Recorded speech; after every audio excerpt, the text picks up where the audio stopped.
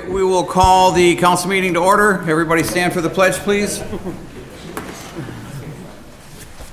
I Pledge allegiance to the flag of the United States of America and to the republic for which it stands, one nation, under God, indivisible, with liberty and justice for all. Clerk, take the roll. Mayor O'Connor. Here. Morissette. Here. Wakefield. Here. Knudsen. Here. Kennedy. Here. Brook. Here. Hall. Here.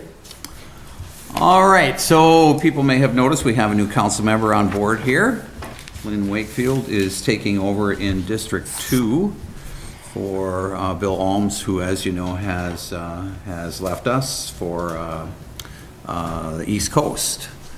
So first thing we're going to do before we get anything else underway with the council is to swear Lynn in so she can participate tonight.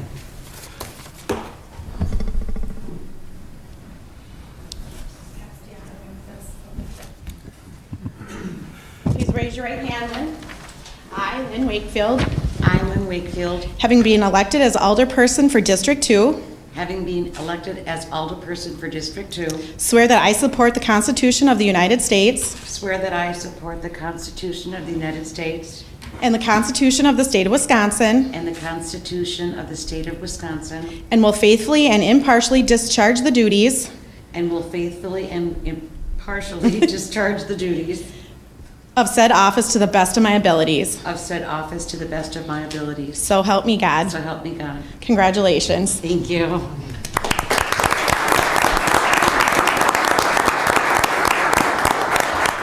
Thanks, Becky. Welcome, Lynn. Thank you. Hopefully you'll enjoy this. All right, comments and suggestions from citizens present. This is your opportunity to express your opinion on anything that is an issue for the city of Hudson that is not on tonight's agenda. This is restricted to residents of the city of Hudson. If you would have a comment, please come up, identify yourself, where you live, and try to keep it short, and please try not to repeat any comments that others have already made. So, is there anyone that has a comment? Any comments? Any comments? Any comments? Hearing none, we'll close that portion of the agenda. Next up, we have a presentation by our ambassadors for the city of Hudson. Come on up. April, how you doing? I'm doing well. Mr. Mayor O'Connor and council members, thanks so much for having us here tonight. My name is April Simmons. I am the president of the Hudson Ambassadors. We are a group of young women we elect 4 women each year to represent the city of Hudson for the entire year. And we very gratefully thank you for your support financially. You give us a nice chunk of money that helps us keep going throughout the year. The girls participate in over 25 parades, ranging from all the way from La Crosse to Cambridge, Minnesota, and everywhere in between. We also do over 100 volunteer hours and many different things in between. So we're happy that you guys continue to support us. We're very grateful, and although we're not directly connected with the city, we definitely love to represent our city of Hudson. So this year, our program, we are doing our best to grow the program. The girls just continue to do more and more throughout the year and want to get more involved. So our board has been building this year. We have some new members that have some great vision and some great push to be able to sort of take us to that next level. So we're super excited about that. We just started a partnership with US Bank here in town. So we're very grateful for that as well. They will help carry us through and have some great new ideas for us. Our big plan is we would love to get our own truck. So we don't have to rely on the families of the girls to take that burden off of them pulling the float throughout the year. And another big one is our float. So our float is many years old. And although she looks great in a parade route and we get tons of compliments about the Hudson Belle too, she has she just can't be repaired anymore. So, stories have heard that she was built by the kids at the high school many years ago, like in the 70s, and been repaired on and off since then. So I'm not quite sure exactly where it all started, but we are looking to do a brand new float this year. So we're really excited about that. We're looking for any ideas from the community. If anyone has anything that they would like to see on it or draw up a simple sketch, we'll take any ideas.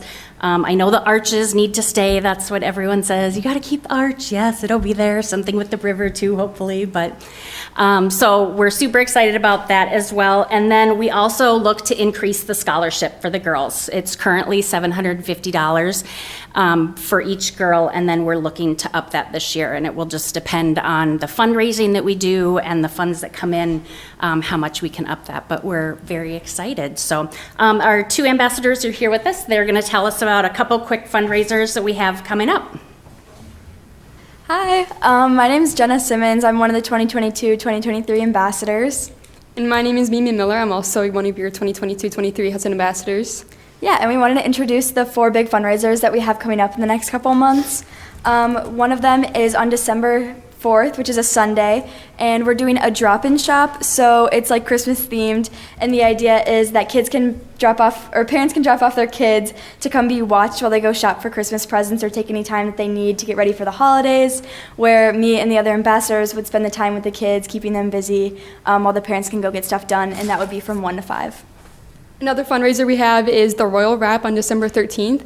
That is where you can drop off any gift that you would like to be wrapped, and we will wrap it for you. Another one we have is coming up in January, which is going to be bowling with the Royals. So it would just be at Hudson Bowling, and it will again be me and the other ambassadors bowling with members of our community. And then our last one, we have a cornhole tournament at Big Guys Barbecue on May 20th. Simple cornhole tournament, Big Guys Barbecue. Yeah, and if you wanted any more information about our program or the fundraisers that we have coming up, you can just go to our Facebook or email us. They're both at Hudson Ambassadors or hudsonambassadors@gmail.com. Thank you, guys. Thanks. Thank you. Yeah, we're super excited. The girls always do such a great job. We're always so proud of them, and we're grateful for all of you, your continued support. So if you get a chance, jump on Facebook and check out our fundraiser events coming up. We'd love your support. Also, I thought of one more thing, but I'm going to forget. But anyway, thank you. I really appreciate it. Thanks, April.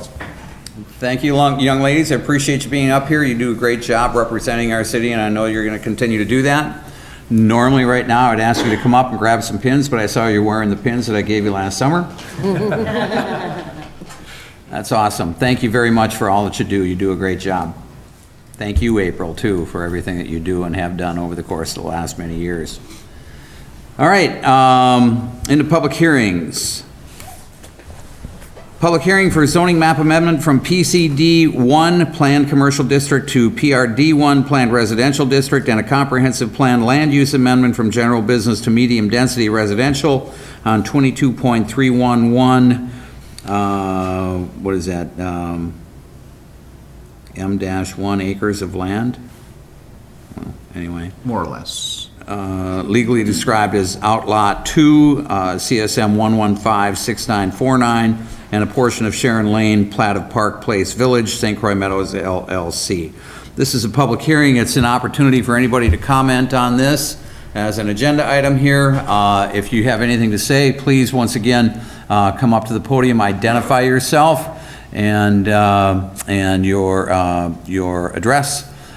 Please try to make your comments brief, and please try not to repeat comments that have already been made before you get up here. So, is there anybody that has a comment? Any comment?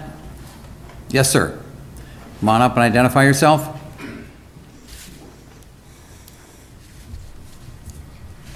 My name is Terry Haug.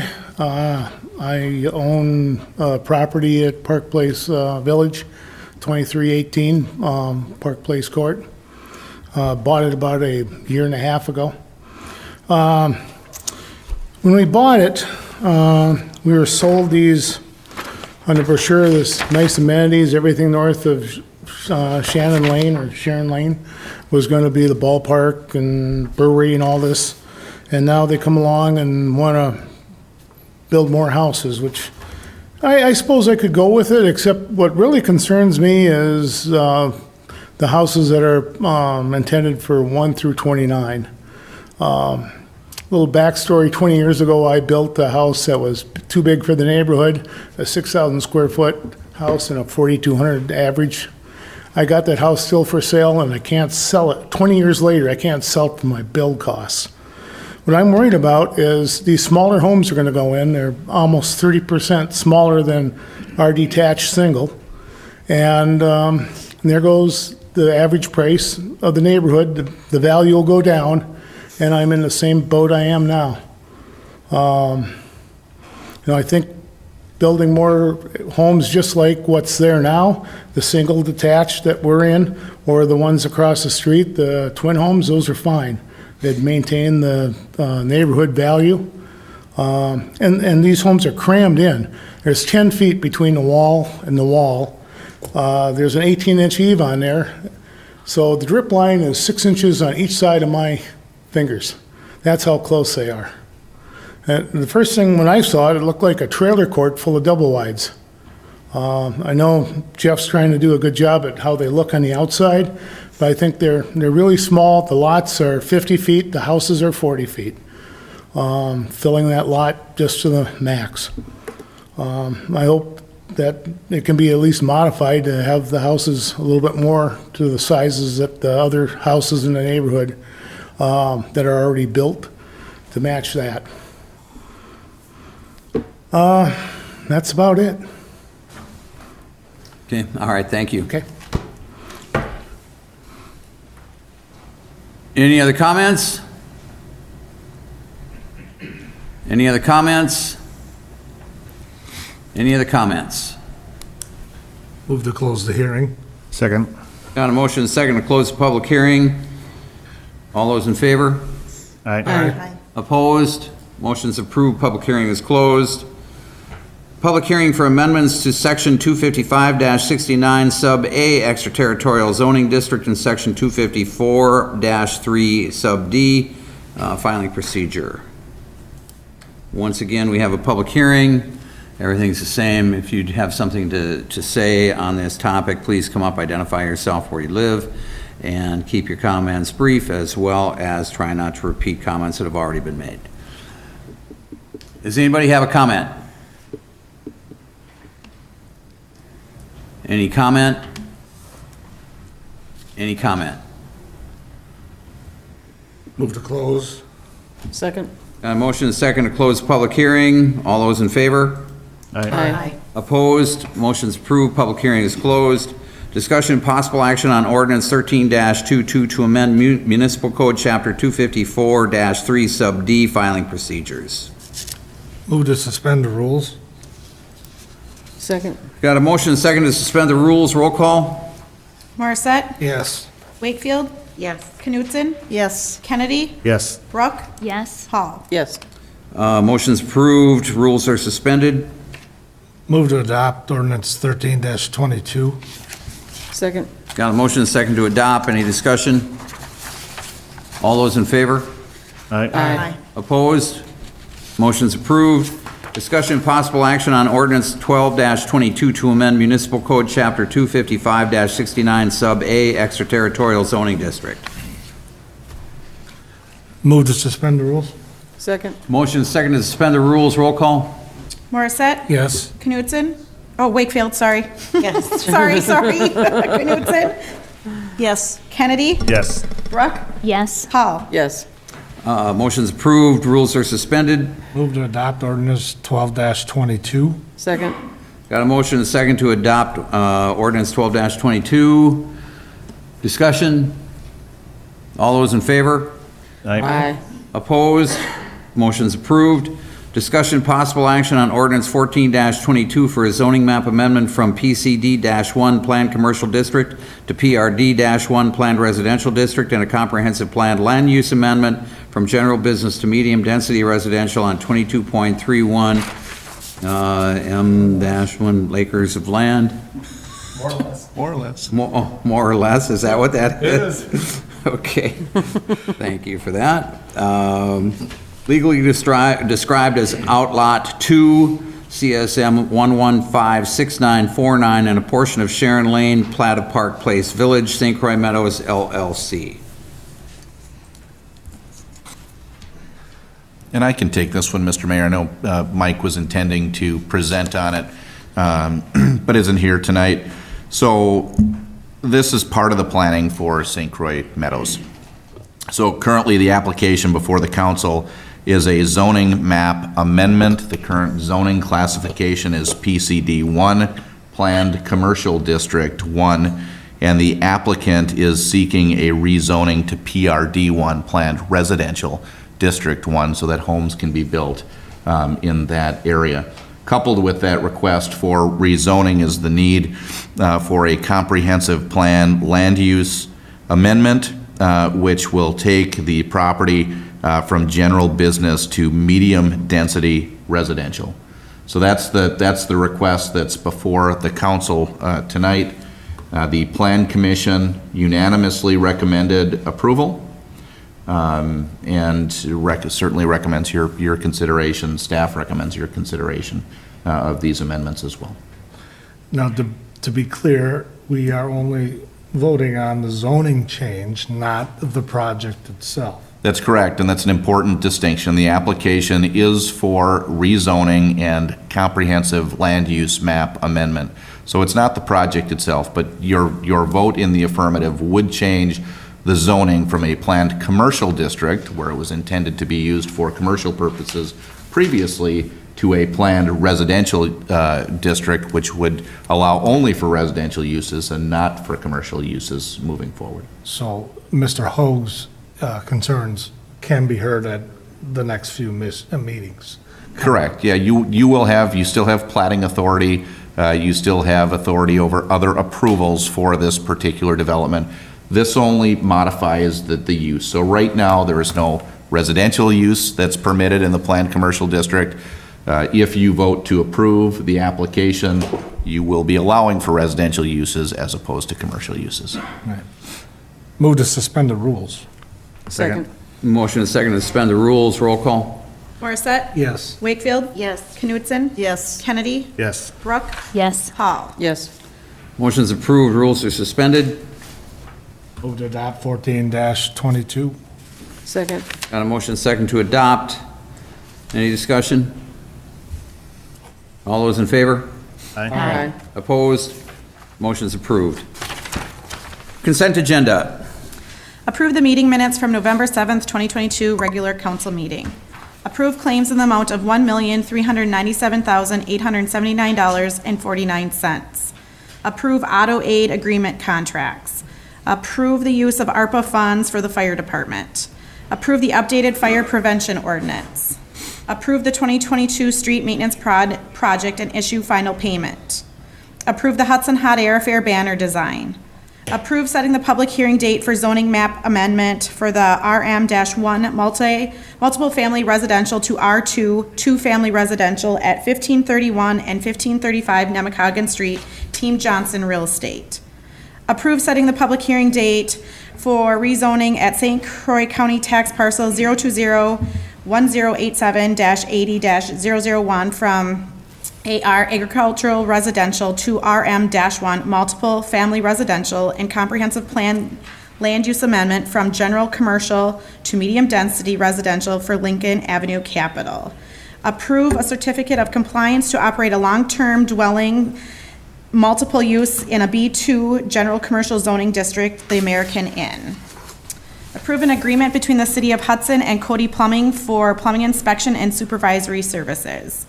Approve the introduction of Resolution 1-23 and to set a public hearing date to partially discontinue a portion of the public right-of-way at Sharon Lane, St. Croix Meadows, LLC. And appointing Councilmember Wakefield to the following committees on the list sheet. Move to approve? Second that? Got a motion and a second to approve the consent agenda. Roll call. Morissette? Yes. Wakefield? Yes. Knutson? Yes. Kennedy? Yes. Brooke? Yes. Hall? Yes. Motion is approved. Consent agenda is approved. Discussion and possible action on ordinance number 7-22, authorizing the mayor to issue a proclamation declaring the city of Hudson to be a third-class city. So if the council remembers, we talked about this earlier this year, about the transition to from a fourth class to a third class city, which we're eligible to do based on our population. There was a number of steps that we had to take to kind of get there. So basically the council direction, I believe back in August, was to proceed, and that's where we are now today, is we finally have kind of got everything lined up with the various things we've talked about tonight, ordinance changes, things like that, where we'll be able to make that transition. And so this is, kind of the final part of it really, which is authorizing the mayor basically to make the proclamation declaring that we're a third-class city. And then the next item is the actual proclamation, and then it's official. And we'll now then be operating as a third-class city moving forward. Move to suspend the rules. Second. Got a motion and a second to suspend the rules. Roll call. Morissette? Yes. Wakefield? Yes. Knutson? Yes. Kennedy? Yes. Brooke? Yes. Hall? Yes. Motion's approved, rules are suspended. Move to adopt 7-22. Second. Got a motion and a second to adopt.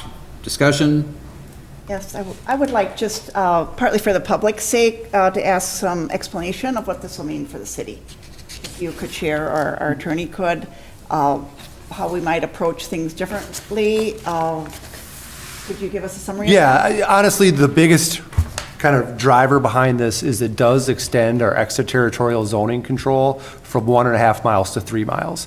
And that is really our biggest reason for doing it, is it gives us that extra 1.5 miles of ability to control what goes on outside the city, to help us be able to plan for our future growth as well. So that's one of the main ones behind it. It does also have some other changes to it.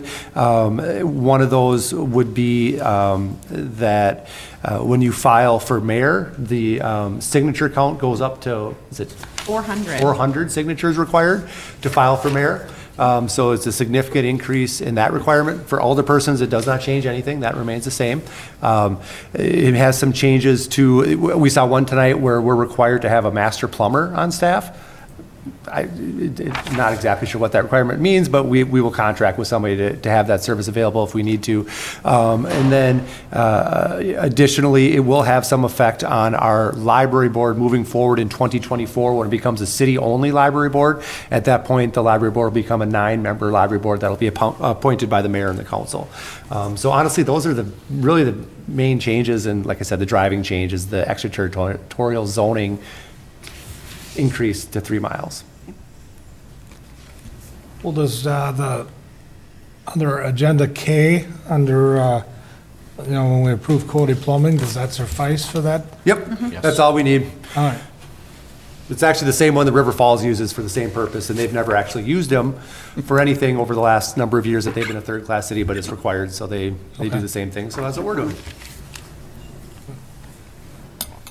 I just wanted to comment a little bit on the use of extraterritorial zoning, because I know we've had the prerogative to utilize that for up to 1.5 miles for a long time, probably decades maybe. I don't know how often we've used it, but I can, just for the purpose of understanding for residents, that it gives us the opportunity to decide about development that might happen just outside our borders that might have an impact on us. I can give an example of something that did happen in the city 15 years ago.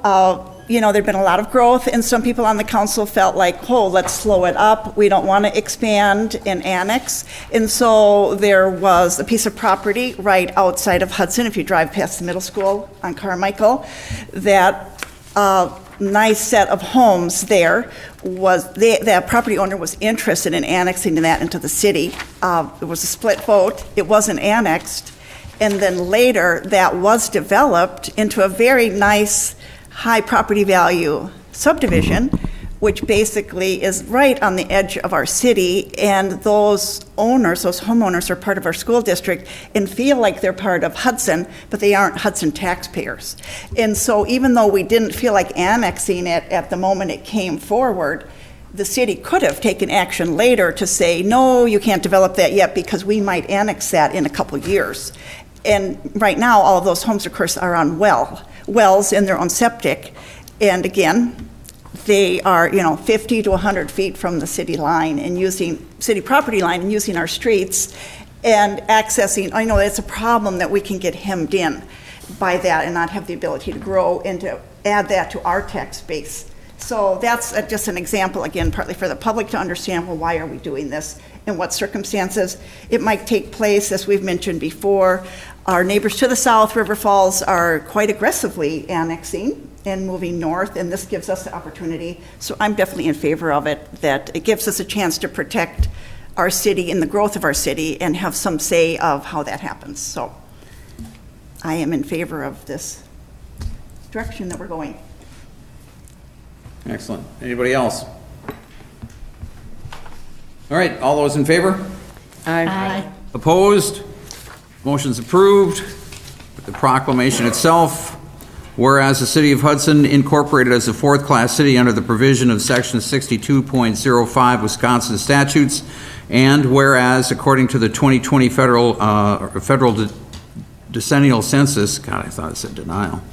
Decennial census, the City of Hudson's population was 14,755 residents, which means the city meets the population requirement as a third-class city under Section 62-05, Sub 1, Sub C, Wisconsin statutes, and whereas the city has made necessary changes to its government to reflect its status as a third-class city as required by Section 62.05 Sub 2 Wisconsin statutes, and whereas the only item left to confirm third-class status under the statute is for the mayor to issue a proclamation declaring the same.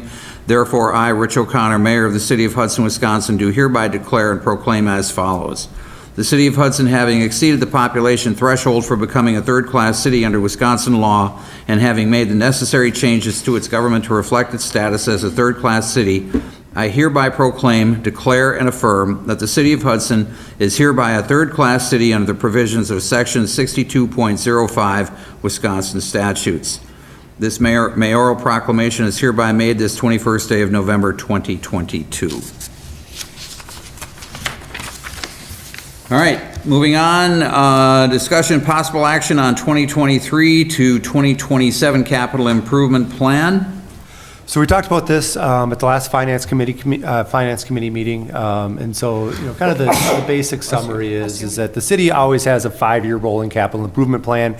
We actually did take a break, though, during COVID, just because we were so uncertain about finances, future revenues, things like that. So this is our, kind of restart of the 5-year planning process again. And so with the plan, there's kind of really 3 main big topics.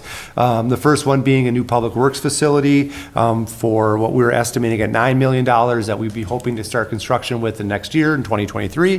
The second is another new facility, a new police facility that we'd be looking at starting construction actually 2028, roughly 2027, 28. At the end of this plan. And then the next, the last main item is our basically steady increasing of funding for our street repair, maintenance, and replacement. So right now, we average about probably $1.3 million a year that we put into our streets. Under this plan, we would increase that number next year to $2 million. It would remain at $2 million again in 2024. In 2025 and 26, it would go up to $2.5 million. And then for the last year of plan in 2027, we'd have it increasing to $3 million.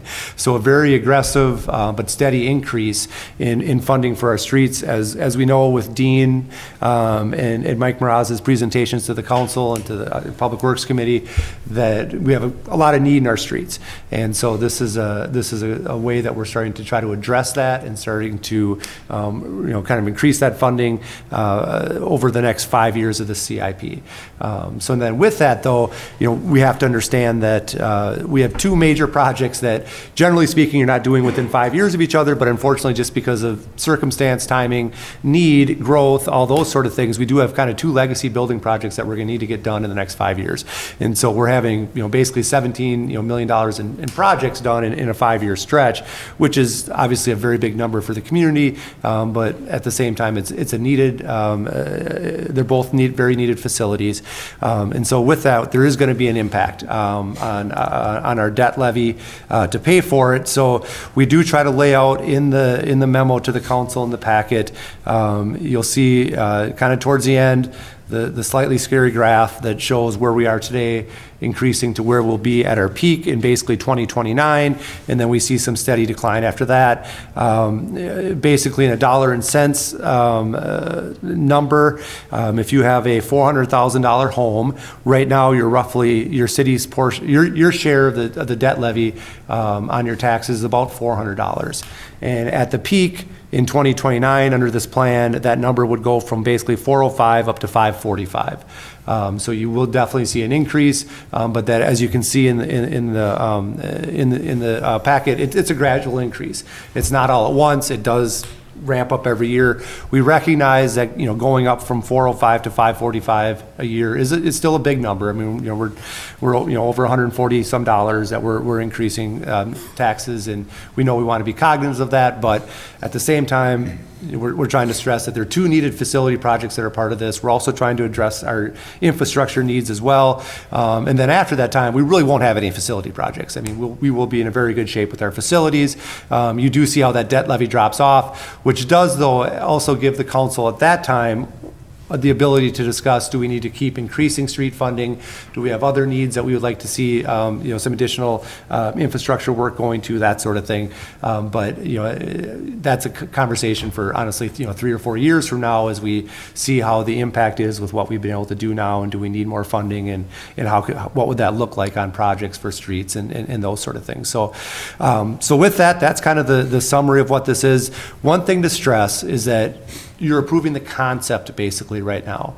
You're kind of putting in motion that staff will proceed in this way according to this plan, but everything you see on the first few pages, as far as whether it's equipment, projects, buildings, whatever, they all do come back to the council for approval still.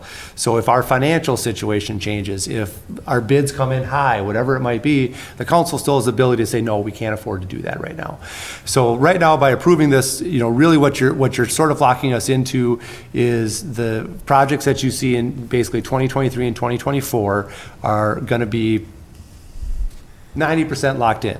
What we'll then do is go out and start getting the actual numbers for those projects. Obviously, the biggest one is the new public works facility. So that means with the approval of the CIP, we will then have our engineering company finalize the building plans and specs. We'll bring those back to the council, get authorization to go out to bid. We'll go out to bid, we'll bring those numbers back, and we'll see where we stand. We won't do any debt service in 2023 until we get those bids back, because that's the majority of the debt that you see for 2023 and 2024 is that project. So if for some reason that project comes back at $12 million or something, we'll have to have the conversation about then. It's about, can we afford it? How do we pay for the difference? Those sort of things. Or do we delay it? Or do we do something else? So just so you know, while you're approving this, you are starting these things down the road. You're not fully committing anything yet until we get final prices and bring them back for approval. Couple things, Aaron. I thank you for responding to my email this afternoon in regard to, and I forgot to wear green tonight, the Green Street project, but I want the record to reflect, and if you could, look in to see, you said it's now pushed off to 2025. I thought it was sooner. So I told constituents. The intent is a 2024, but we applied for funding, so we won't know exactly for sure if we get the funding or not until next year. So if we get the additional funding for it, we're going to do it right away. Yeah. But if we don't get it, we're coupling that with the 11th Street project in 2025 to do them all at once and get them knocked out. So our hope is that we get it sooner. If we don't get that funding, we will revisit if it's possible to move that up another year. Becky, make sure that's in the record that I've said Green Street. Got it. Also, I'll remember too. The bridge is already scheduled, right? For what completion date? And this does not have anything to do with that bonding. The Hagan Street Bridge? I mean, that's still pending approval of funding. So we're applying for different funding for it from state and federal sources, but that doesn't happen without that funding at this point, because we don't have that factored in. Where's that at then? Dean, what's our status with some of our applications? I mean, that's a huge deal. That should not be overlooked, and we shouldn't be dragging our feet. Randy, one of the things, and that I think is challenging, is the big discussion about it. Dean worked hard to bring forth several designs. There were hearings met, voting on the designs, but it was all hinging on outside funding, I believe. Is that a summary, Dean? Take it away. Well, so the Hagan Street Bridge project unassociated attachments to it. Our engineering estimate is like $8.8 million to do that project. Obviously, that does not fit in, some CIP that has $2 million, $2.5 million, $3 million a year, that kind of thing. So we're going out for these grant opportunities to knock off 80% of that fund or that funding level or whatever. So then that gets us to a point where we can slide it into the numbers that Aaron has provided in the CIP. We approved the project. Wasn't based on whether we got the grants. You or not. approved You the did. design. Yeah. It was. A design, you chose You the approved the design, but the actual construction was based on getting the funding. So that's where we were at with it, is you approved the design for the project, but with an $8 million price tag, it was the looking at, can we get 80% of it funded, especially considered technically it's a WISDOT-owned bridge, is that correct? Correct, So yep. there was some concerns about that as well. Randy, I understand your frustration, and I've had other residents ask me about it, well, what's the progress? And I think one of the challenges was that, Dean has worked hard at submitting for various grants that were available in a sort of a small window of time, and some of the grants had to have a design chosen, and so that's why the community went through, and our departments went through all that planning, and it is frustrating, and it's also, I think you're not the only person in Hudson that's wondering, when is this coming to fruition? But unfortunately, Well, again, Joy, without I've the been funding- working on this for the better part of 5 years. Well, And safety is the biggest I agree. issue right now. I don't disagree with what you're I know, saying, but this there's is, something we should not be, we can't just cruise over this. We approved it, we need to work harder at it. We were very optimistic at that time that we were going to get the funding, and which is probably why you're thinking right now that, we had approved this and we were kind of Right. looking at a date, like when it would be completed. But it was a few months after our vote on the design that we found out that we were not going to get the grants. So let me ask this, Dean and Aaron. It was never going to be 100% funded from outside. So let's just say that we did get the 80% funding. We still have 20% that's going to be included somewhere down the line in bonding authority. Yep, and we That actually would have it, we would be able to we would be able to pay for it out of this CIP. Out of this, okay. Yep, the fund's in here. So the question would be, as we keep applying for funding, do we have another round that we might get an answer on at some point here coming up? So we'll just give you an update. We have currently 2 grant submittals out for review right now. And then the one program that we applied for and didn't get, that is getting reissued for next year, actually at the end of this month. So we already have all the documents prepared, and we got comments back from FHWA saying, here's what we liked, here's what we didn't like about your application, so we can use that feedback, tweak some stuff, hopefully get better better score next time. And for the programs that we're going after, we're talking about there's $1.5 billion in the whole country allocated per year for this program, and there was like $16 billion of requests. So Was that's that off of the infrastructure plan, that. Yep. federal? Yep. So, And so that will continue on in the future. Each year, it's another $1.5 billion for this program. So you can keep applying every year until you get it, if that's desired by the 1.5 that's available through the state, federal government. federal government, Yep. that's 1.5 billion spread among 50 states? Yes. But that's not the only program. We have 2 others that Yeah, we're applying pursuing for right 3 now too. total to try to find funding, different sources. So we should know more in early next year at some point where we stand, and when we talk about the CIP again next year, if we don't get any of this funding, if the council wants to commit the full amount to this, we can definitely factor that in, and you can have that conversation for the, basically, if you approve that for next year, we can have that for 2024 construction if you want to pay for 100% of the cost. Well, I'd like to see the record of what we approved, when, how, and where at the next meeting. This needs to move forward, and I'll muddy up the water on everything else if we need to. We can't skip over the safety issue. Dean, the program that you're talking about, so federal government is allocating, but the grants are actually what? They're granted by the state or by the federal government? They're granted by the federal government. The state administers them. So essentially, the federal government selects the projects. Then once they're selected, they tell WISDOT, hey, we've selected these projects. You need to work with the city to get this project constructed. So the grant applications go directly to the federal government? Yes. Good, okay. When are those getting submitted, or have they been submitted? Two are out right now. Okay. They have been submitted. Hoping to hear back, like Aaron said, early next year. Don't know exactly the time frame, but then the program, the RACE program that we did submit for this project and were not successful, that is likely for 2023 going to be due at the end of February. Okay. Yep. So. And in your absence, somebody will be stepping forward to manage that? We're figuring the plan out, yep. Okay. Dean, are you going to be here at the end of the meeting? Yes, I can be. I just want to Can I connect hats with you off to. at the end of the meeting? Sure. And I want to just give Dean a lot of credit that he has worked hard at, I think you pulled together those designs in pretty quick order and held a number of public hearings. It's disappointing to apply for a grant and not get it. It's very disappointing. It's difficult. But it is a very expensive undertaking, as we've discussed and struggled with in Public Works, is to really do a major reconstruction of a road does take more money than we are allocating right now.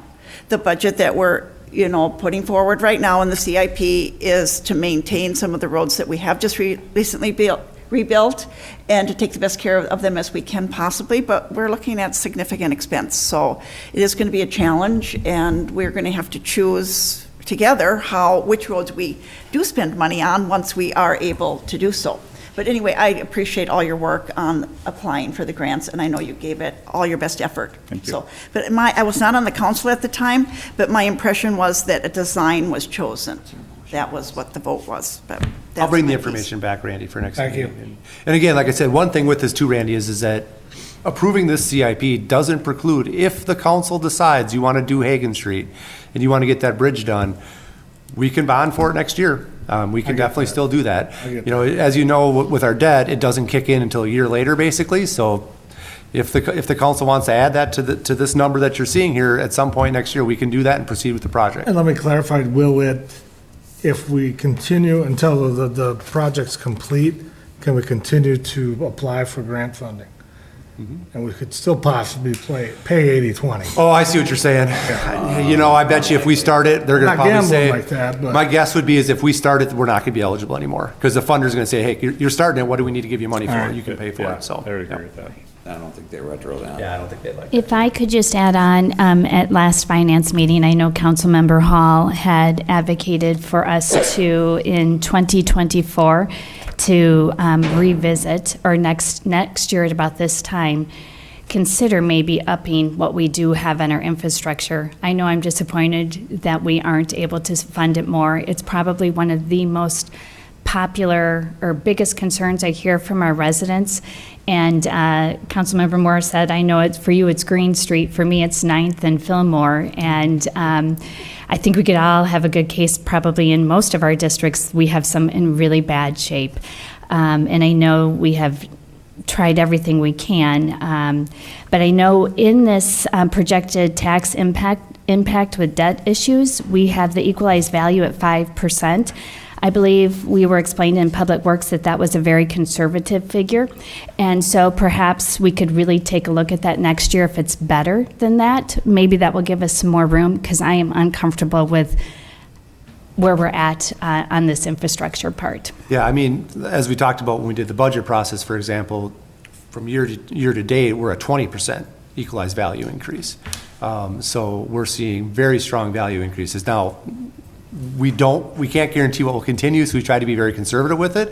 But when we look at this again, as you talked about next year, we'll know where we're at year to date for next year then. And, if we're at 10 and 15 again, then yes, I think we can easily probably adjust some of these numbers around to show what the true impact will be. I'm just hoping that when we are at that point, there's a chance that perhaps Councilmember Hall and I won't be sitting in these seats because we're up for re-election. And so I just really want to make sure that that is definitely on the docket for the future.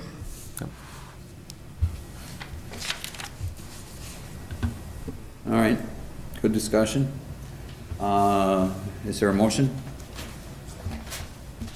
I move that we adopt the 2023 to 2027 capital improvement plan as I'll described second. in the documents. All right, we've got a motion and a second. Any further discussion? All those in favor? Aye. Opposed? Motion's approved.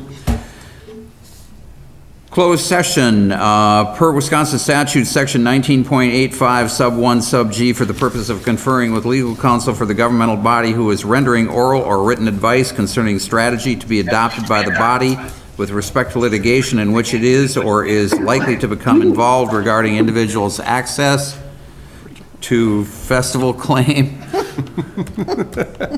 It's our attorney. Okay. Consideration of notice of claim regarding same.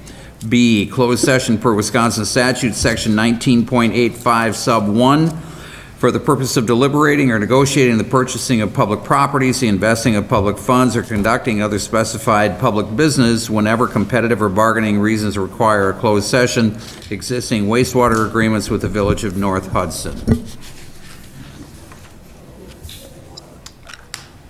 So moved into closed session. I second that. We got a motion and a second to go into closed session. Roll call. Morissette? Yes. Wakefield? Yes. Knutson? Yes. Kennedy? Yes. Brooke?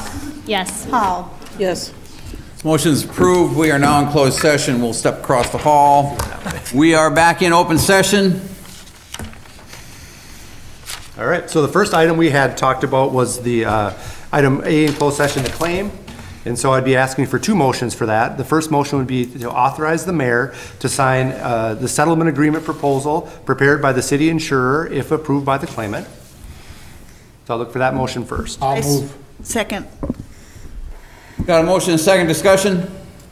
All those in favor? Aye. Opposed? Motion's approved. And then the second motion would be to disallow any potential claim if filed by the claimant. So moved. Second. Got a motion and a second. Discussion? All those in favor? Aye. Opposed?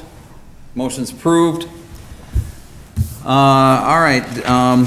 But we still have the water, the North Hudson. Oh, I'm sewer. sorry. I'm sorry. Yep. All right, and I will move to approve resolution number 26-22, termination of existing wastewater agreement and interceptor agreement with the Village of North Hudson effective 1/1 of '24. Second. Got a motion and a second to approve. Discussion? All those in favor? Aye. Opposed? Motion's approved. Anything more on that? Nope. All right, all I have is just an acknowledgement and our sympathies to Mike for the loss of his father. I think it was just over the weekend, wasn't it? Thursday, yeah. Thursday. So I'm very sorry about that, Mike. Thank you. Anybody else? Randy? I have one item I'd like. I've been approached by many residents to have Christmas music played throughout the downtown. Other communities do that. I don't know if now that we put those cameras on with Wi-Fi, it might be a little easier for us to do that. So I don't know if Just gotta that's, figure it out. but Not a bad idea. I don't know where you want it, Public Works, Park, or, We'll see if it's an option, if we can do it, and then, yeah, I think we'll throw it to somebody. Anybody got a playlist? And I just have one quick comment. Recently, I drove in the hybrid police SUV, and I encourage anybody else to give it a go with our police department. The officers are loving it. It has incredible pickup. It is smoother, and the gas savings is incredible. On a regular basis, they fill up the tanks each shift.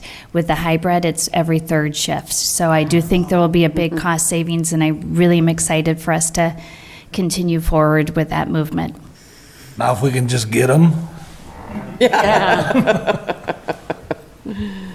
Anybody else? I have one comment. I just wanted to thank the police department. I took part in the Citizen Police Academy, and lots of effort and energy put forth. I know that Chief leads the way, thank you, but particularly Officer Waldman puts a lot of time and energy, and many other officers were drawn in for that training. I learned a lot. I enjoyed it. I was not as brave as Joyce because I believe that Councilmember Hall was actually submitted herself to the taser, and Well, I after Fred, declined that Potomac opportunity. McCormick did. I had to. I've had enough electric fence contact in my day. I wasn't going there. But anyway, thank you to the Hudson Police Department. I was very impressed and appreciate the time and energy. Great. Anybody else? Happy Thanksgiving. Yes. Yep, happy Thanksgiving. Lynn, once again, welcome. Thank you. Good to have you on board. I move to adjourn. Second. Got a motion second to adjourn. All those in favor? Aye. Aye. Opposed? Motion's approved. We stand adjourned. Thanks, everybody.